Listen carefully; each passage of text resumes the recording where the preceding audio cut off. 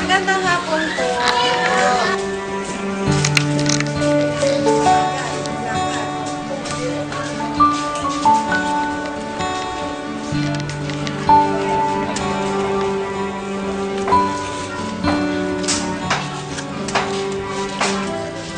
Sa loob ng 10 taon pagtitinda ng balut, penoy, mani at chicharon, ang kabuhayan ng mag-asawang sina Lolo Avelino, 56 na taong gulang at Lola Avelina, 68 taong gulang. Bulag si Lolo Avelino, kaya sa kanilang paglalako, siya ang nakatokang magbuhat ng mga paninda. Si Lola Avelina naman ang nagsisilbi ng mata. Kabisado nyo na po ba to? Yung daan, kasi hindi nyo nakikita eh. Siya lang yung kabisado. Ano ho? Minsan makanal nga ako eh. Dumiretso muna sila sa lugar kung saan nila hinahango ang kanilang mga paninda.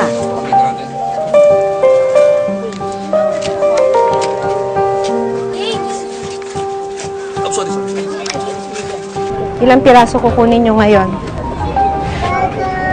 30 po at saka 30. 30 ang balot. saka piling 10 po. 10 panoy. Galing sa isang negosyante ang lahat ng produktong kanilang inilalako. Magkano dapat yung Yung ibabalik ninyong pera sa kanila? Sa 30 at saka 10 penoy. 330 sa balot, yung Pinoy 85.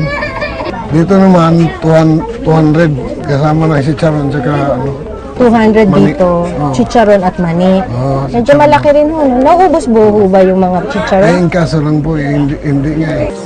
100 piso ang pinakamalaki nilang kikitain kung maibibenta ang lahat ng paninda. Ito ho, mga ilang kilo po to sa tansya ninyo? Mabigat eh. Ano? Mga 5 kilo. Teka. Oh. Oh, yan, mga 6 na kilo, 5. Oh, hindi ko alam kung ano yung eksaktong init factor ngayong araw, pero talagang mainit. Talagang tagaktak ang pawis namin ngayon, ano. Pero kailangan pang maglakad nila lolo't lola ng 1 kilometro hanggang makarating sila dun sa destinasyon kung saan sila magbebenta ng kanilang mga produkto. Ito po, ginagawa nyo po to. Mainit man, Oh, mainit, maulan. kahit Init, umulan pa ulan. yan, kahit mainit pa yan, lalakarin nyo po to. Talagang titiisin nyo po yung lakad. Ako kaysa kailangan talagang pagtiisan mo dahil mga lansing yung tiyan mo eh. Wala kang makakain. Alam mo, hindi biro tong paglalakad nila lolo't lola. Masyadong maraming obstruction sa kalsada. Kaya nga sabi ni lolo kalimitan nalulusong siya sa kanal. Pero mas mahirap itong gagawin nila dahil ngayon, kailangan nilang tumawid ng highway, napakaraming truck.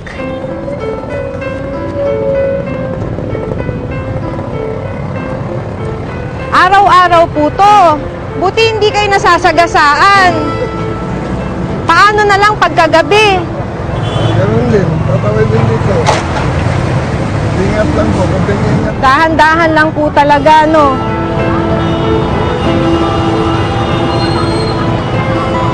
May umaalalay po ba sa inyo pag tumatawid kayo rito? Minsan po, meron. Minsan meron. Oo nga. Dating namamasukang kasambahay sa Pampanga si Lola Avelina.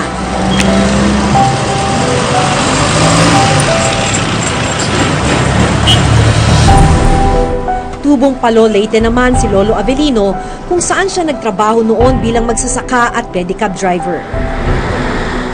Hindi siya ipinanganak na bulag.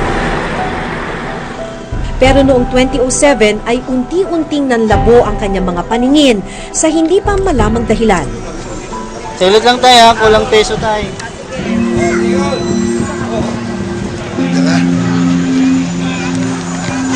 Itin niya na sila, balon!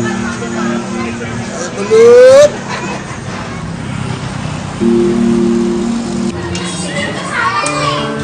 May isang anak si Lolo Avelino sa kanyang unang asawa, pero maging siya hirap sa buhay. Naawa ko sa kalagayan niya. Dahil bulag na nagtitinda pa. Kung wala lang po akong anak, naanuhan ko sana si Papa kahit papaano. Lalo na po yung pagtatawid nila sa araw-araw. Kasi diyan po kalsada, marami na po nadidisgrasya dyan. Siyempre, hindi naman natin alam yung takbo ng panahon po, di ba?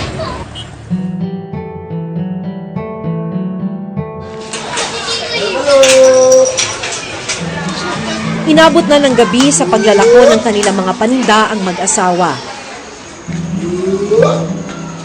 Isa-isa nilang inaakyat ang mga gusali dito sa tenement housing para makarami ng benta. Mahirap kung tutusin, mahirap talaga. Panggabi, bukod pas puyat, akit baba sa building, akit baba. Hilingaling pa. Iningal kung hindi ka sanay dyan, talagang susuko ka. Wala kaming ibang mga pagkikitaan eh. Yun lang kinabubuhay namin dyan. Kung mga truck ang kalaban nila sa umaga, sa gabi, mga masasamang loob naman ang inaalala nila. Kinuha lahat ng mga napagpentahan nyo. Hindi naman nila tinuluyan nung sinabi ko na nung tinutukan ako dito, inakbayan ako. Kutsilyo po yun. Kutsilyo. Tapos sabi ko, Untoy, bulag po ito. Ay, bulag ka pala tay. Sorry tay, sorry.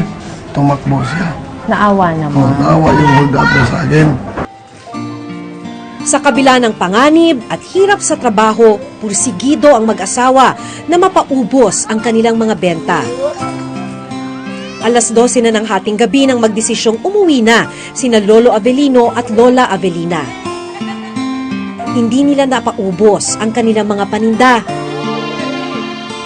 Umabot lang sa 80 piso ang kanilang kita ng araw na yon.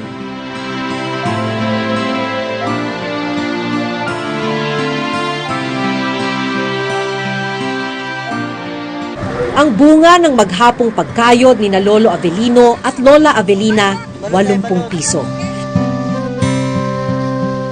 Ito ngayon ang pagkakasyahin nila para sa mga pangangailangan nila ngayong araw. Kung tutusin yan, hindi magkasya.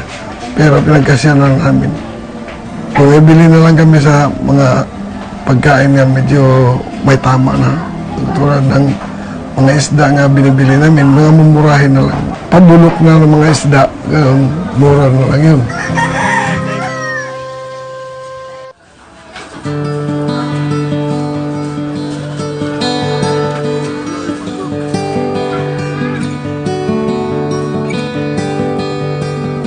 Pagdating sa bahay, kaagad inihanda ni Lola Avelina ang kanilang pananghalian. Hindi kaya makabili ng hindi durog eh. Kung sariwa din ang bayad. Ang 20 pesos na halaga ng isda, hahatiin pa para may maibaon sila sa kanilang pagtitinda. Kung susumahin, 20 pesos ang ginastos nila para sa mga isda, 30 pesos naman para sa biniling bigas, 10 piso para sa mga kailangan nilang sangkap at gamit sa pagluluto, 20 pesos naman para sa tubig. Ubos ang kita nila sa maghapon. Kaya problema pa kung saan kukunin ang pambayad sa renta nila sa maliit na kwartong tinutuluyan. May binabayaran po ba tayo rito? Meron po, Magkano po to? isang buwan, 500. Kung halimbawa, kumikita man ako ng 150. Opo. Ayun, Magtatabi na po tatabi ko kayo. yung 50, gano'n. Pero paano po yung kuryente? 200 isang linggo. Yung anak ko nang sumasagot dyan. Ibig sabihin mo nun, pag nagkasakit, wala na. Ay, wala.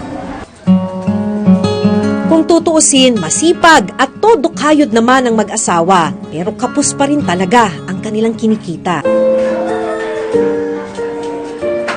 Tuloy sa pakipagsapalaran sina Lolo Avelino at Lola Avelina. May balut! Balut! Hindi raw muna sila pwedeng magpahinga. Kailangan magpatuloy sa pagkayod. Umulan man o umaraw, delikado man ang dinaraanan. Walang humpay sa pagsisikap sina Lolo Avelino at Lola Avelina. Pero ang malungkot, sa kabila nito, gipit na gipit pa rin sila sa buhay. Balut! Katanggap-tanggap ba ito? Ang sagot, hindi. Dahil ang mga gaya nilang walang pagod sa pagsisikap at paghahanap buhay, dapat ay nakikinabang din sa sinasabing pag-unlad ng bayan.